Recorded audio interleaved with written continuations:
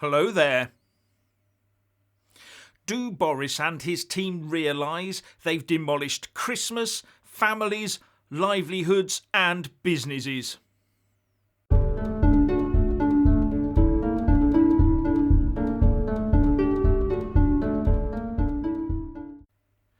Right now, many people in the UK are facing no Christmas to speak of.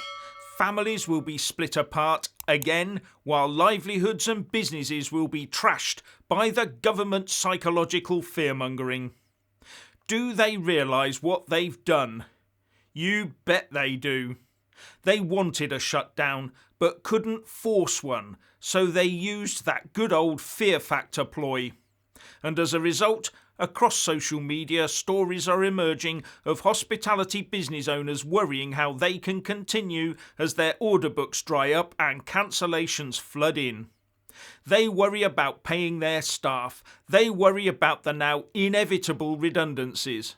They worry if their business will be here next year.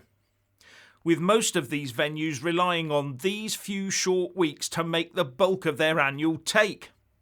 But they're facing bankruptcies right now. And why? Because the public has been terrified into spending yet another Christmas wrapped up in sanitised cotton wool at home, leaving pubs and restaurants empty of orders, and those who work in it, most on the minimum wage, facing redundancy, just as we're meant to be going into the season of goodwill. And just as our politicians and ministers, together with their government staff, head back home with wallets and expense accounts nicely padded with taxpayers' dosh. And that's about as far from levelling up as you can get. All gain and no pain at one end, and all pain and no gain at the other. It's about time maybe that some sort of mechanism was put in place to ensure our so-called public servants felt the pain they inflict on others from within their ivory towers, their well-remunerated and well-stocked ivory towers. This Christmas, many families across the land, especially in the hospitality industry, will face misery and destitution as we are coercively told to stay at home by our betters, who will personally not be affected financially by another national pyjama party, and some may even profit from them. And judging by recent revelations, many certainly will not be taking any notice of the rules they make for the rest of us. The Chancellor, Rishi Sunak, has come under fire for the government imposing a stay-at-home order psychologically by the back door without offering support to those businesses affected by it. But all we get is a tweet saying, "I understand that this is a very concerning time for businesses up and down the country. My team and I held meetings with the hospitality sector earlier today. We're listening to their concerns and will continue to work with them over the coming days." And according to reports, he'll be doing it from California. Will that refill the now vacant bars and tables of our pubs and restaurants? Not from what the Shadow Business Secretary Jonathan Reynolds has been hearing. He told the BBC that, "I've been told by some businesses they will be looking at making people redundant from next week unless they receive some kind of reassurance." Not a good conversation to be having with staff on the verge of Christmas, is it? The only reassurance we're getting is one of "get to the queue and roll your sleeves up." And all the while more stories drip out about how comprehensively the rulers ignored the rules they placed over the ruled on pain of huge fines. The latest one on the PM, Boris Johnson, comes from The Independent. Boris Johnson joined Downing Street officials for a party at number 10 during the first COVID-19 lockdown, with the Prime Minister telling one attendee they deserved a drink for beating back the virus. And it went on to say, "It is understood that about 20 civil servants and advisers gathered on the 15th of May last year for celebratory drinks inside number 10 and its garden. At the time, people from different households were restricted to one-on-one meetings outdoors, with gatherings indoors strictly forbidden." And remember, that report says the 15th of May last year, May 2020. But Boris himself had only just left hospital a few weeks before after reportedly being at death's door. On the 9th of April 2020, the BBC reported, Number 10 said he has been moved this evening from intensive care back to the ward, where he will receive close monitoring during the early phase of his recovery. And a month later, he's alleged to be breaking the very rules he put in place.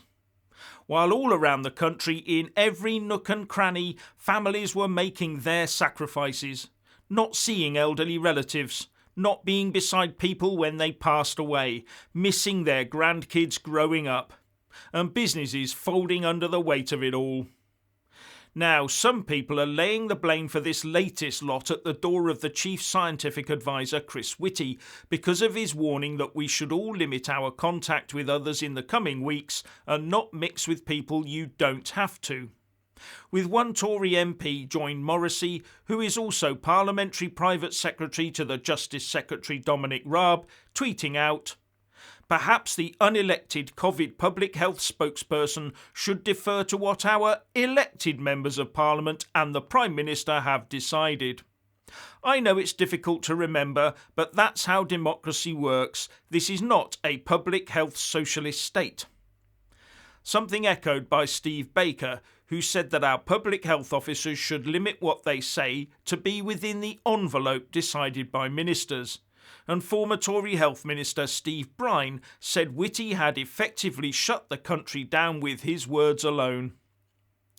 But if a government does want to shut down the country via the back door without imposing the actual laws to do it, then was he given the okay to say those things, to achieve that aim? And I'm sure that Mr. Whitty knows exactly where the limits of his envelope lie. And it also transpires that Number 10 has come to his defence and slapped Joy Morrissey down for her tweeted comments about him. But the big message coming out is that the little people don't matter. The little people must live an isolated life until given permission to do otherwise. The little people can go and get another job. Let them be a temporary Christmas Santa type thinking. Or maybe they think there's enough Marie Antoinette Christmas cake out there. And all the while Boris and his team are quietly rubbing their hands with glee as they watch the country neatly shut itself down without any actual diktats being issued. Just one nudge and it obediently shuts down on demand like a clam. These last 2 years have taught the powers that be a lot about human nature, or more accurately, the modern English citizen. But there are an awful lot of people out there who have learned absolutely nothing about governments. Something that, whatever the data and evidence, will make the life of ministers very easy when Pi, Rho and Sigma turn up in due course. But back to the festive season, where, just like the last, I suspect that many people who should be following their own rules won't be. So the guidance will go out amongst the rule makers. Cover each other's backs and ensure you do not get caught out, and make doubly sure you don't get caught on camera while you're breaking the rules. And try to do your second and third jobs from home. Oh, and let us know where you'll be over Christmas and the New Year, and we'll keep those places off the red list until you're safely back in Blighty. All this makes you truly wonder what it is the politicians think they know that they don't want the rest of us finding out, doesn't it? So what's your opinion on shutting the country down? Please like and comment below. Please subscribe and like this video, buy a mug and support me on Patreon or PayPal, and thank you for watching.